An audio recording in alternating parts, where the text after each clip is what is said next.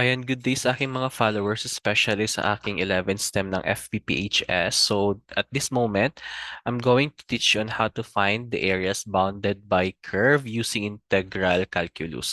So, before we start with our lesson proper, let's have first the principles ng ating um, formulas or saan ba galing yung derived formulas natin na ginagamit dito sa paghanap ng areas bounded by a curve. Okay, so we have here, as you can see, kung nakikita nyo, meron tayo ditong Cartesian plane, dalawang Cartesian plane. So meron kasi tayong dalawang formulas na gagamitin. So let's have first the first principle. So let's say for example, we have here two boundary curves. So, gagawa tayo ng two boundary curves. Yan. Ayan. Okay, so dito sa two boundary curves natin, pag meron tayong top and bottom boundary curves, ang gagamitin natin dito, or ang principle na gagamitin natin dito is the vertical strip. Yan, sorry sa aso kung naririnig nyo. So, meron tayo ditong, gagawa tayo dito ng vertical strip. Okay. Okay, so ang vertical strip natin will represent our change of x or ang ating dx. Okay, so this is a very small change lang. So you can see. Yan, ito yung area na to. Yan, so we have here also, dito sa part na to, itong long side na ito, it represents the change of y. So since we have two different boundary curves, we have here y above, okay, so minus the y below. Okay.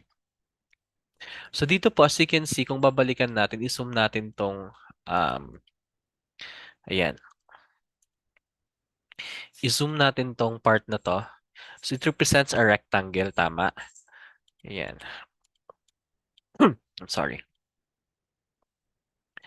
It represents a rectangle. And remember, ang ating area of a rectangle is equivalent to or is equal to the length times the width. Okay. So dito po sa ating vertical strips na to, naka-form tayo ng somehow looks like a rectangle. So ang dx natin will represent the width and ang ating y above minus y below represents the length. So therefore, since we will have the differential area, okay, so we have the differential area that is equal to the length. So ang length natin is y above, okay, y above minus y below times ang ating width which is the dx. Okay, so dito galing yung formulang gagamitin natin. So since this is, ayan, sorry sa aso. So since this is integration, i-integrate natin both sides. And remember that um, the integral of t, so magiging a na lang. So that will be the area. And wala naman na tayo masyadong ano dito. So therefore, ang area bounded, it has a formula of y above, ayan, y above minus y below, then times dx. Okay. So, let's say for example, meron tayong two lines, vertical lines na nag-intersect sa ating two boundary curves. So, we have here, mag-aano tayo dito ng two vertical lines. Yan. Sorry. Two vertical lines. So this represents po ang ating the limits. So remember po sa ating limits, ayan. So on the left po will be our lower limit. So this is x sub 1 and this is x sub 2.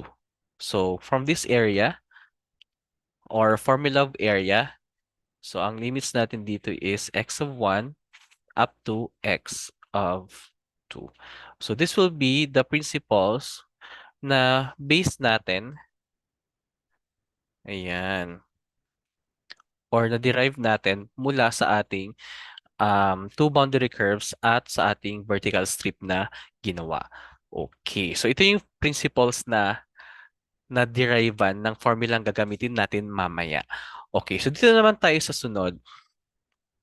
So let's say for example, meron naman tayong two boundary curves and syempre ang two boundary curves natin kanina is horizontal. So dito naman vertical ang two boundary curves natin and we will base sa ating left and right. Okay, so since vertical lang ating boundary curves, ang gagawin nating strip is horizontal strip.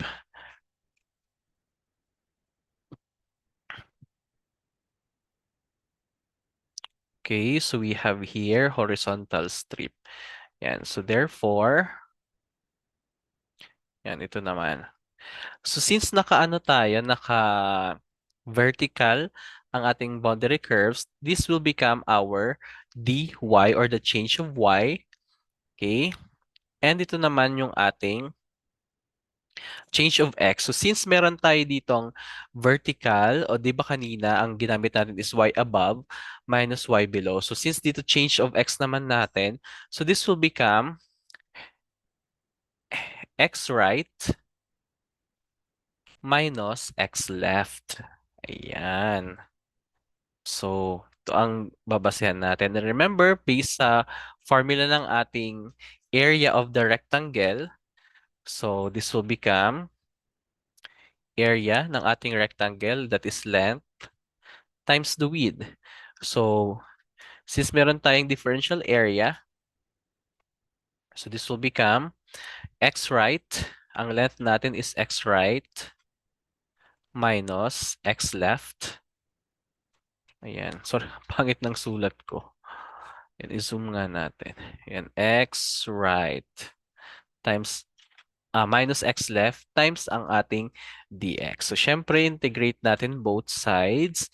So, this will become a that is equal to the integral of the quantity of x right minus x left. Yan, times ang ating dx. Okay. And of course, let's say for example, meron tayong given na 2y's. Yan, two values of y's. Okay, so meron tayong y's of 1, y's of 1, then y's of 2. So therefore, ang ating limits dito is y's of 1, then y's of 2. So ang na-derive nating formula para sa ating bounded curve or area of bounded by a curve is this one. Pag ito ay ang ating two boundary curves ay naka-vertical or patayo. Okay? So, this is the principle na gagamitin natin paghahanapin natin yung area bounded by curve. Okay, so let's have now this one. So, ito na yung formulas na gagamitin natin and this is derived from our principles na diniscuss ko kanina. Okay, so let's have here another two Cartesian planes na merong representation ng two boundary curves. Yan, so meron tayong two boundary curves na horizontal or pahiga at dito naman sa baba meron tayong two boundary curves na ito. So dito sa part na to, meron tayong two boundary curves na horizontal, ito pahiga. And meron tayo namang two boundary curves na patayo or the vertical. Yan. So lahat ng ito na gagamitin nating formulas ay derive po doon sa ginawa natin kanina. Okay? Or diniscuss ko kanina ng mga principles na gagamitin natin dito sa finding areas bounded by curve. So as you can see, ito katulad lang din ng ginawa natin kanina. Dito kasi, ang buong region dito, ito na yung area of the region. And dun sa principle na ginamit natin kanina is gumamit lang tayo ng ating vertical strips at dito naman gumamit tayo ng horizontal strips. So remember po, ayan. So itong AR or A sub R na nakikita nyo dito, ang basa dito is the area of the region and that is equal to the definite integral of the quantity f of x minus g of x times the dx from A to B. So as you can see here, um, di ba dito sa part na to, this is the y above. So the y above represented by y is equal to f of x and yung y below naman, so you can see here, represented by the y is equal to g of x. So dun sa principles na ginamit natin kanina or doon sa diniscuss ni Sir kanina, this is the y above. So, napalitan lang naman siya ng ating f of x at ang y below natin napalitan din ng g of x. And remember, so the left part of the vertical line na nag-intersect sa ating two boundary curves, that is the x of 1, it will be represented by A and the x of 2 will be represented by x of B. So, di ba dito ang x of 1? So, letter A na siya. And dito naman is yung x of 2 is letter B na siya. So, uh, aside from using y above minus y below, ito na ang gagamitin natin. So this is the area of the region that is equal to the definite integral of the quantity of f of x minus g of x times the dx from A to B. Okay. Okay po. Next, we will have here, ayan. So as you can see, ang ating given dito sa Cartesian plane, ang ating two boundary curves ay horizontal. I'm sorry, two boundary curves ay vertical or nakatayo. So ito yung una, ito yung pangalawa. So remember po doon sa ating principles na diniscuss natin kanina, we have there A is equal to the definite integral of the quantity of x right minus x left. Okay? Times the dy. Okay? So, doon gumamit tayo ng horizontal, vertical. Horizontal strip dito sa part na to. Okay, so that represents the dx. I mean the dy. So, dy ang ginagamit natin dito pag patayo ang ating two boundary curves. So, as you can see, so this is the x right and this is the x left. So, remember, yan, g of y, yung x right natin is g of y at ang ating x left natin is f of y. And remember, dito sa part na to, yung lower y will be a or ang ating y sub 1 will be a at ang ating y sub 2 will be b. So therefore, derive sa ating principles kanina, so from a is equal to definite integral of x right minus x left times dy, it became the area of the region equals the definite integral of the quantity of g of y minus f of y times dy from A to B. Okay? So, balikan natin. Ito ang ating dalawang formulas. Okay.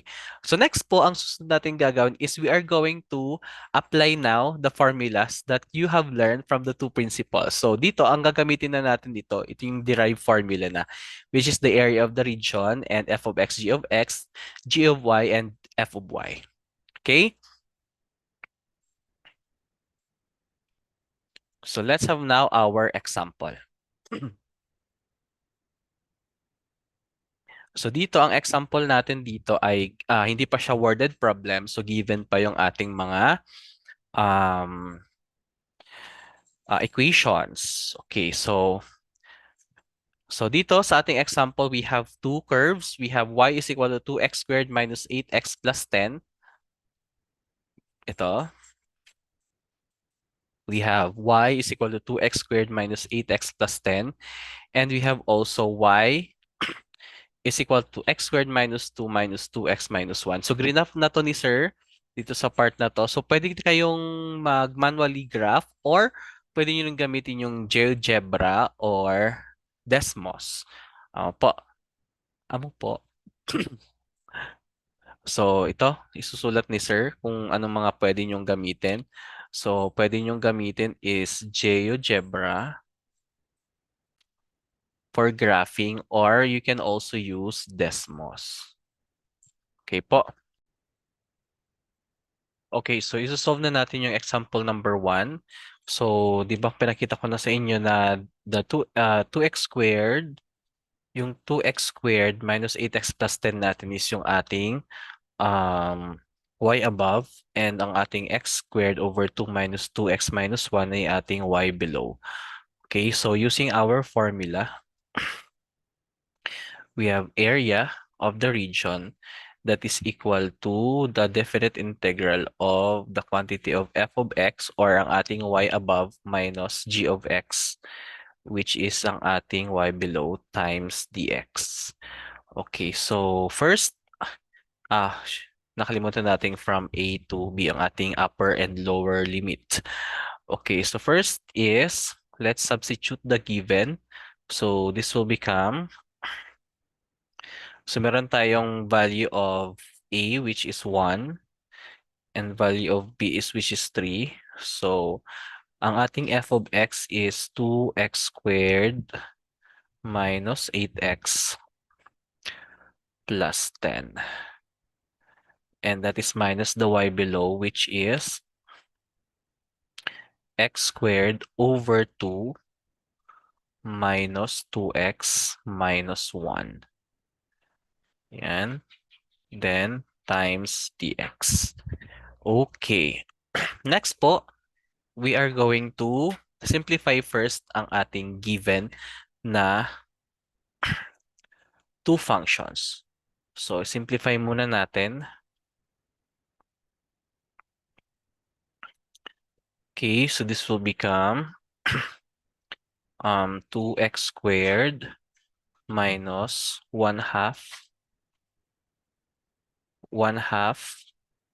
times x squared minus 8x plus 2x plus 10, then plus 1. Okay. Then we have times dx. So, saan galing yon? So, pinag-distribute muna ni sir ito. Itong, yan, wait lang. Itong minus sign na to, i-distribute natin siya dito para mag-change yung sign. So, remember, pag subtraction, nagdi-distribute siya. So, from negative times x squared minus 2 is negative x squared minus 2, or pinag-factor out ko lang yung 1/2. Tapos, negative times negative 2x will be positive 2x. Ito na siya. Negative times negative 1 is positive 1. Ito na siya. Tapos, in-arrange ko lang siya according to ating variables. Okay. Next po, we will now have to simplify ng ating given.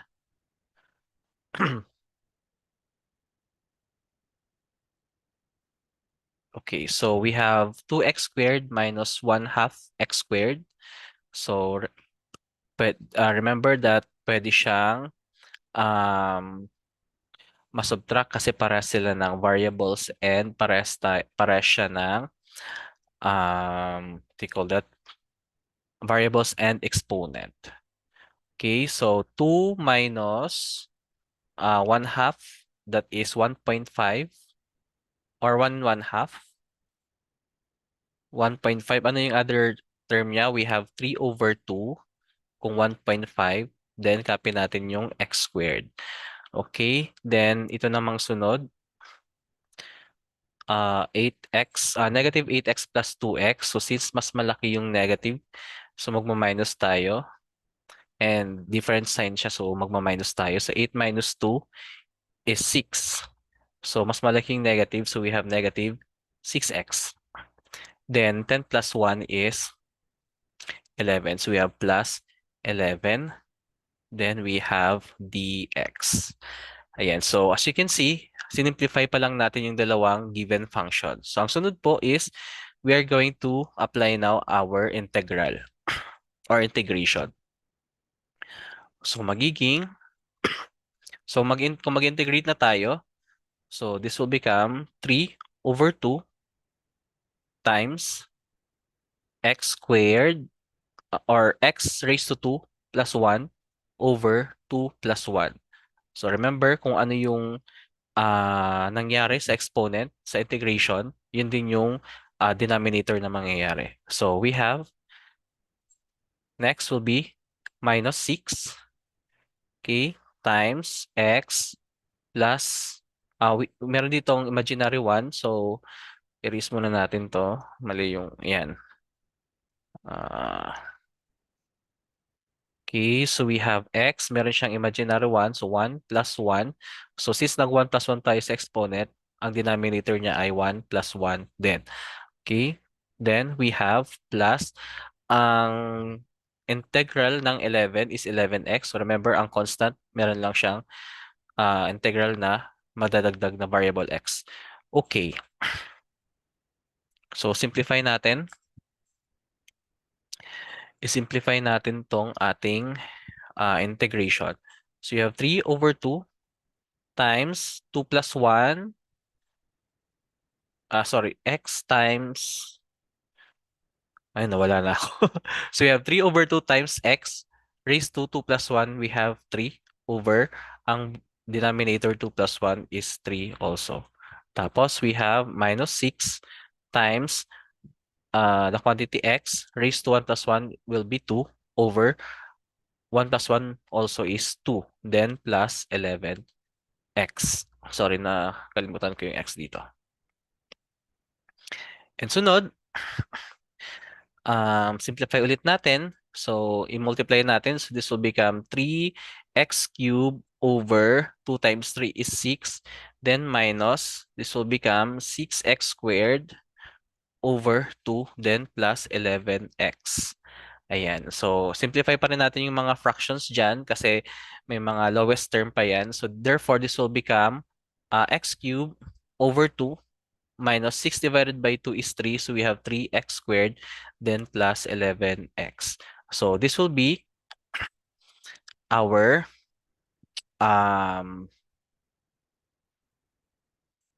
the integral ng ating simplified kanina na two functions. So since nahanap na natin yung integral nung two functions, gagamitin na natin yung formula ng ating definite integral.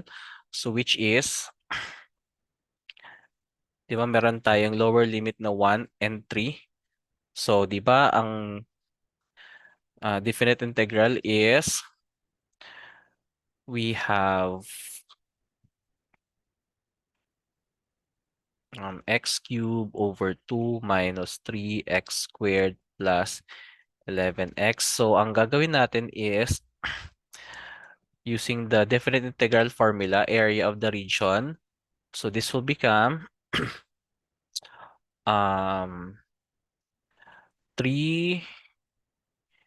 raised to 3 over 2 minus 3 times 3 raised to 2 plus 11 times 3.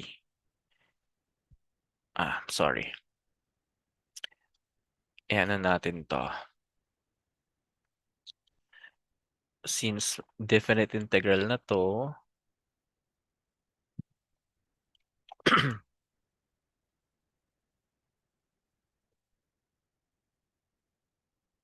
natin siya ilalagay. 1 and 3. Okay.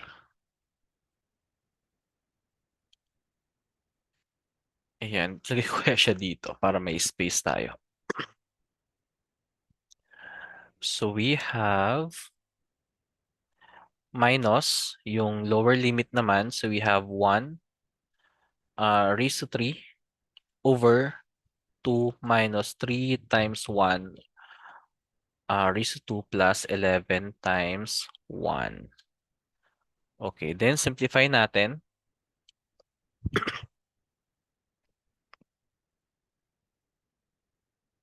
Okay, simplify natin siya. Okay, so we have 3 raised to 3.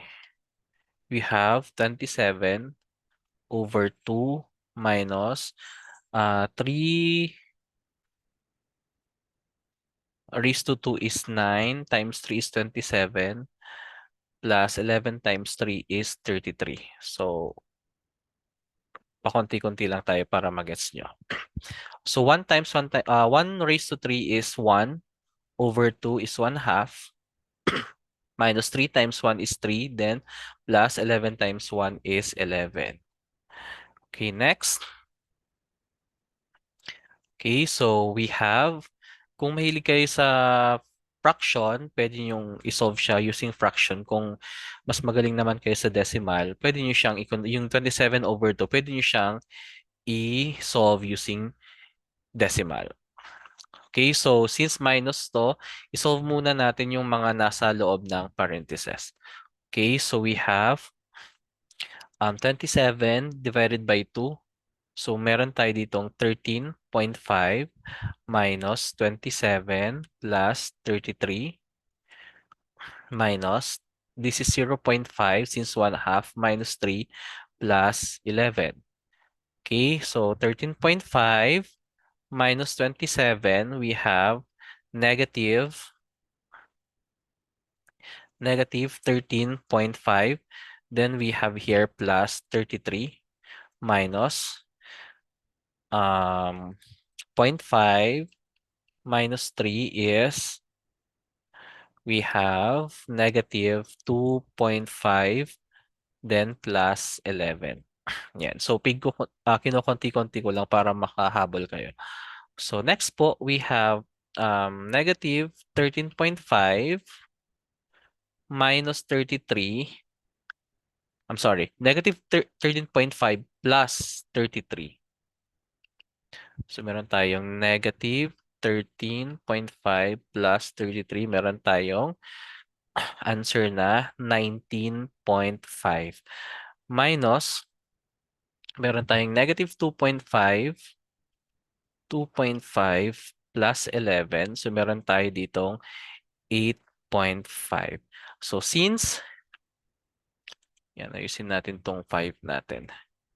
Okay, so therefore, ang area of the region natin, sorry, but A of B yan? Area of the region, yes, i-subtract lang natin yan, 19.5 minus 8.5, we have 11.